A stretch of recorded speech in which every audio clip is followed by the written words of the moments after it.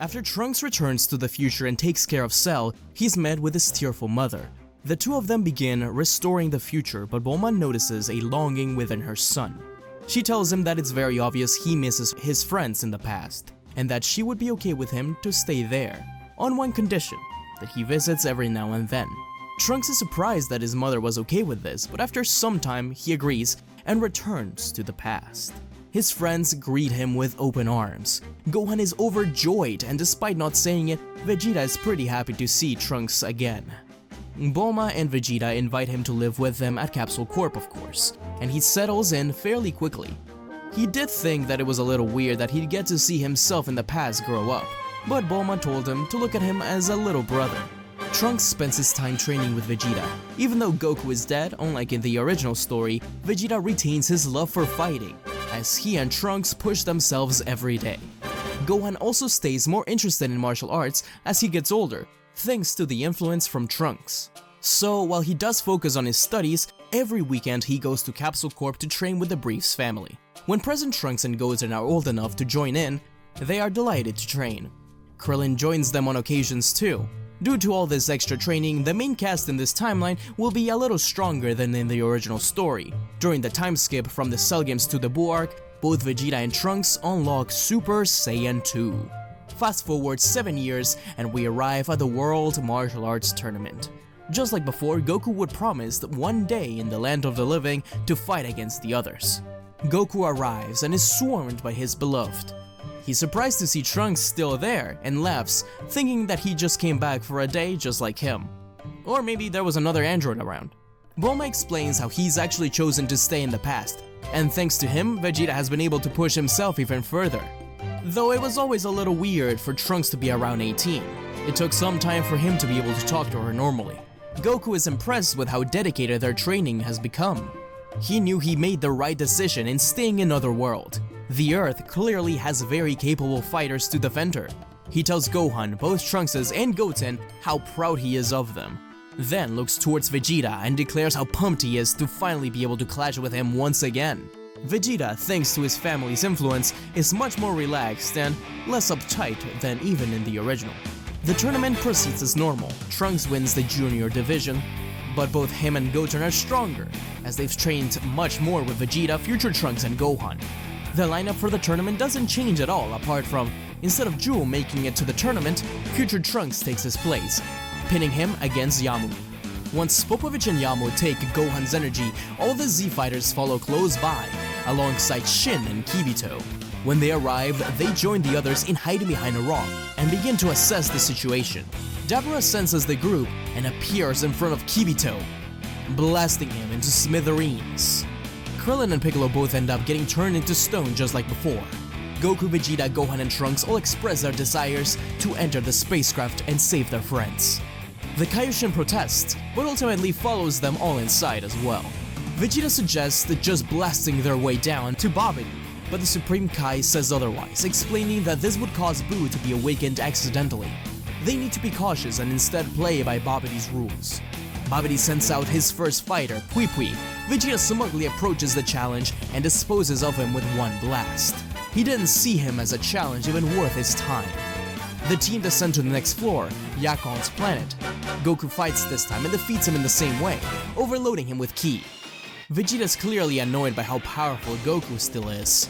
Despite having been dead, and Vegeta's continuous training, there was still a large gap in power. Now all Babidi had was Dabura. Despite having lived in this timeline for many years, Trunks could still not fathom how unserious the others could be at times. He refused to participate with them in deciding the battles with rock, paper, scissors. And even if they were more powerful, he didn't like taking a risk of fighting alone. Him and Kaioshin had this in common. Gohan was a middle ground as he did like to fight and enjoyed taking things lightly, but the seriousness of the Supreme Kai and Majin Buu worried him slightly. Babidi kept waiting for a while, as Dabura prepared himself for the upcoming battle. They needed to make the intruders battle as long as possible to get enough ki lead. While waiting, Vegeta gets impatient just like the original and starts complaining about all of this being a waste of time. And this is the only time he will get to fight Kakarot. The Kaioshin and Babidi both take notice of this, as Babidi plans something. Dabura finally appears and approaches the fighters. Gohan and Trunks looked at each other. Trunks volunteered himself, but Gohan argued that it should be him. This back and forth lasted for a while until the Kaioshin suggested that they work together. Goku said that they just probably didn't need to, as this guy didn't seem that strong. Gohan offers to be on standby and only jump in if needed. Trunks accepts this and goes into Super Saiyan 2 immediately, rushing to Dabura. Dabura immediately realizes that this battle is going to be tough and summons his blade. The two continue the battle, both using their own swords. Trunks has a slight advantage, however, as he slices the demon, inflicting a mortal wound. Dabura stumbles back, mumbling incoherently to Babidi about how he needs to escape off this planet quickly. Babidi watches from his crystal ball as Trunks blasts Dabura in a similar fashion to how Kibito was killed. Trunks powers down and says, "It's your turn next, Babidi. Show yourself." Kaioshin is certainly impressed by the display of power, but warns them all that Buu is much more fearsome than anyone they've ever faced so far. So they must keep their guards up. Gohan tells Trunks how proud he is of the progress, and despite Vegeta not saying anything, he was clearly proud of his son as well. With Dabura disposed of, Krillin and Piccolo returned to normal. Eventually, Goten and Trunks made their way to them, as all four of them wait around. Babidi was panicking, as he now had no man to call to his aid, just Majin Buu. He needed more allies. Maybe he could obtain some right now. Babidi immediately invades Vegeta's mind, targeting the darkness within. Vegeta gives in and accepts the power-up by sacrificing his freedom. Trunks is especially disappointed at his father. Babidi honors Vegeta's request to move to the tournament grounds so that he and Kakarot can have this battle. He destroys a portion of the arena just like the original, and Trunks almost attacks him for nearly injuring his mother. The Kaioshin is disappointed at this outcome and stands down to Goku. He then tells Gohan and Trunks that it's up to them to stop Majin Buu now, since these two won't put aside their pride. Shin sighs and declares that they have no option but to just start destroying the ship to make their way to Buu. Babidi doesn't like the sound of this, so he transports them all to the wasteland. It's there when Goku and Vegeta commence their battle and the others depart to try and destroy Buu before he can be fully revived. Gohan, Trunks, and the Supreme Kai head to the spaceship. Piccolo, Krillin, and the kids are still hiding with the rocks and watch as they arrive. In the meantime, Goku and Vegeta fight, filling up the gauge to revive Buu. With no Dabura, Babidi is defenseless without Buu. Supreme Kai knows that without Babidi, then no one can stop Buu, so they don't kill him. Piccolo, Krillin, and the kids all make an appearance and ask how they can help. Gohan and Trunks would rather them not be there, but they may need their assistance against Buu. Gohan does tell Piccolo to get everyone else to safety if things head south. Both Trunks and Gohan turn into Super Saiyan 2 simultaneously and blast at the ball containing Buu, trying to destroy him before he can get to full power. They hope to kill him with their combined might, or at least cause him to be released as a weaker version of himself. Babidi screams out as all the Z-fighters attack the cocoon. The smoke clears and the group awaits anxiously. They notice that the Achilles scale had reached full capacity. The ball rolls onto the floor and splits. Suddenly, a gust of wind appears out of nowhere. Buu is born. Gohan tells everyone to run away quickly. Krillin leaves with Goten and Trunks, while the other three stay to face Buu. Babidi immediately orders Buu to attack them, having to resort to threatening him to seal him in the ball again. Buu starts his attack quickly, easily outmatching all of them. The first to fall is Kaioshin, then Gohan and Piccolo. Only Trunks remains as he fights violently. But it's not enough. Buu holds him by the neck and places the palm of his hand in front of his face. Buu begins to smirk evilly as he focuses his pink energy in the palm of his hand. But then, from out of nowhere, an energy blast appears, knocking the pink blob back. Everyone looked in shock as they were met with Vegeta. He explained that Kakarot wouldn't be joining them now. Vegeta confronted Buu, but it was clear that he stood no chance. Goten and Trunks manage to escape from Krillin, and they reunite to help him too. Vegeta, Trunks, Kid Trunks, and Goten all fight bravely against him, but none of them stand a chance. Vegeta tells them to give it a rest. This is all my doing, because I let my pride get the better of me. I'll fix this mess. I will protect my family one way or another. Take care of your mother, Trunks.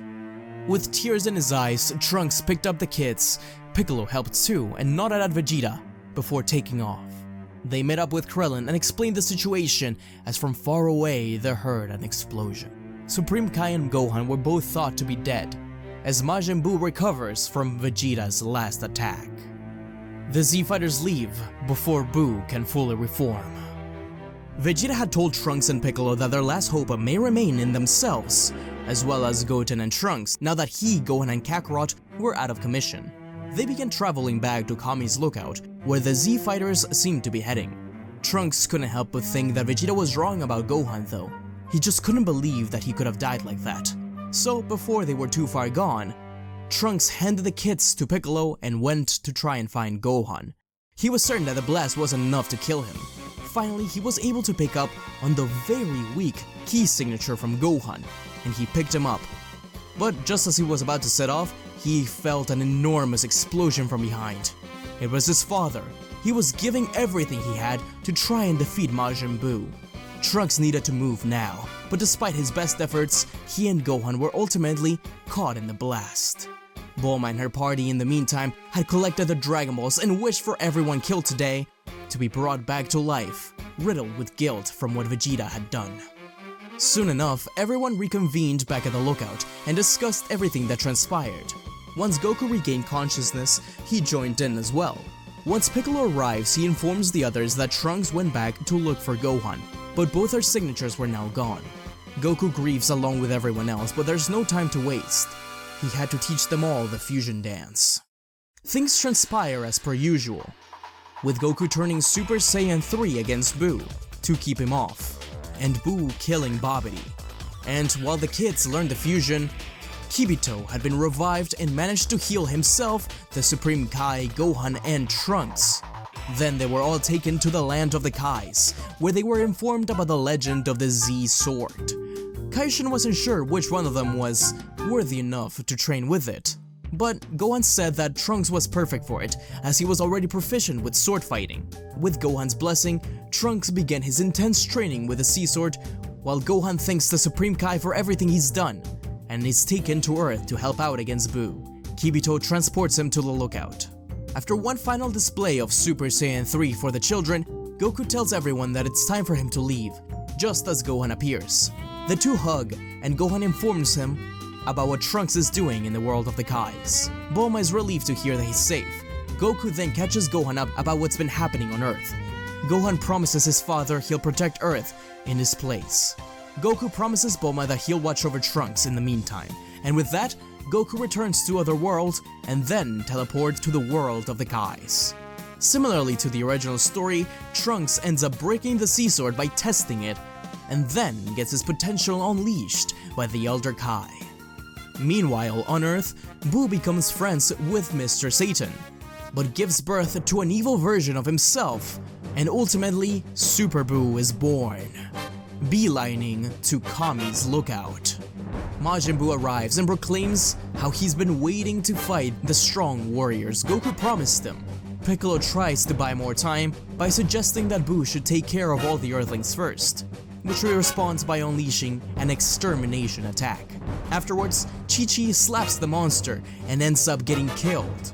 Goten witnesses this and immediately tries to attack Buu, but Gohan and Kid Trunks both persuade him to stop, despite Gohan wanting to go down there himself just as much. Gohan then remembers the time chamber and how they can use it to train the kids while Piccolo buys time. Gohan takes this chance to teach the kids a little bit more about training while in the time chamber. He wants to stay in there when Super Buu arrives with Piccolo, but Piccolo tells Gohan to step out, that they've got it, and if they don't, he will be their final hope. Gohan tries to argue, but Piccolo slams the door in his face. Gohan waits outside for a while, and then becomes worried, trying to open the door, but it's too late. Piccolo had destroyed it from the inside.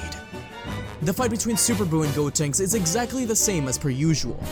Only this time Popov pushes off Gohan and Dende, since Gohan's the strongest fighter around, as well as one of the smartest. He knows that Dende will be in good hands with Gohan. The battle between Super Buu and Gotenks continues. Gohan and Dende come across Mr. Satan and they laid low for a while. Gohan knew he needed to assist, so told Dende to remain there. He'd return after Buu was taken care of. If not, then it was up to him to save Earth using the Dragon Balls. And thus, the battle continued. Gotenks had an advantage over the monsters because of Super Saiyan 3, but it was his regeneration that caused him trouble. Gohan arrived at the battlefield and watched from the sidelines with Piccolo. He wanted to help, but he was far too outclassed right now. Super Saiyan 2 just wasn't enough. Their only hope was Gotenks. Things were going well. Buu was being worn down, but luck wasn't on their side. A bright light shone and the two boys defused. Buu smirked evilly. Piccolo and Gohan looked to Goten and Trunks and panicked. Piccolo started berating the boys, while Gohan just spun into a mental breakdown. What were they supposed to do now? They had to wait 30 minutes and it wasn't likely Buu would just let them. He and Piccolo would need to stand up and fight him. He knew this battle would probably mean death. After panicking for a bit, Gohan and Piccolo turn around to find the kids messing with Majin Buu's antenna, which sets them off again. It's then when they feel an intense ki. No one is able to recognize it, but it's close to them. Finally, they appear. It's none other than Trunks. Piccolo and Gohan hardly recognized him. Buu grumbles and states how he knew he was on his way. It's why he was just toying with the boys. Trunks ignored him and walked straight up to him. Gohan and Piccolo were shocked. They had no idea how he could obtain so much power so quickly. He wasn't even transformed. Their fight began, and it was intense from the start. Buu stood no chance with these new Trunks. Gohan, Piccolo, Goten, and Kid Trunks all watched the battle transpire. It was clear that Buu would lose. So it wasn't all surprising to see Buu start running from the battle and antagonizing the children instead. Obviously, Kid Trunks and Goten felt insulted and refused, since their time limit was now over. Trunks stepped aside, curious about the power of the fusion. Gohan couldn't help but feel something was off, however. Then, in a split second, both Gotenks and Piccolo were absorbed by Buu's goo. They watched in horror as their family and friends seemed to be finally killed by the monster. Trunks glared at the beast. "I won't hold anything back now, monster. I'll defeat you in an instant." But this was much harder for Trunks than he thought, as now Buu was a lot stronger and smarter. He suddenly knew all of Gotenks' move and incredible power. Gohan turned Super Saiyan 2 and tried to help Trunks out as much as possible, but it was futile. They were getting beat and had no ideas left. Goku was watching the battle from the Kaioshin realm. Just then, Gohan turned to Trunks and shouted, "Fusion! That's what we need to do. If we can just fuse, we can beat him." Trunks looked at Gohan confused. "You mean the thing they did before? I don't know if I can pull that off." Gohan responds with a simple, "But we have to try. It's our only hope." They tried to put distance between themselves and the monster, but Buu was not letting them go. He knew the power of the fusion and would not allow it to happen. Goku watched in frustration. "If only I could buy them some time, so they can learn the fusion." The Elder Kai turned to Goku. "Learn to fuse? Why not just give them these?" he said as he took off his earrings and explained what the Potara were, with Kibito and Shin fusing to prove what they did. With Goku realizing the plan, he headed to Earth, after the Elder Kai gave up his life for him. He arrived on Earth using instant transmission. To his surprise, Tien was also there helping out. Goku tells Gohan and Trunks his plan and throws them the Potara. Trunks caught it with ease, whereas Gohan clumsily misses it. It looks like they'll need to buy them a little bit more time than they thought. Just then, Goku picks up a familiar key signature. Could it be? Without wasting any time, Goku teleports to find the key. It's Vegeta. With no explanation, he teleports them back to Buu, where the two of them fight together, Super Saiyan 3 and Super Saiyan 2 side by side.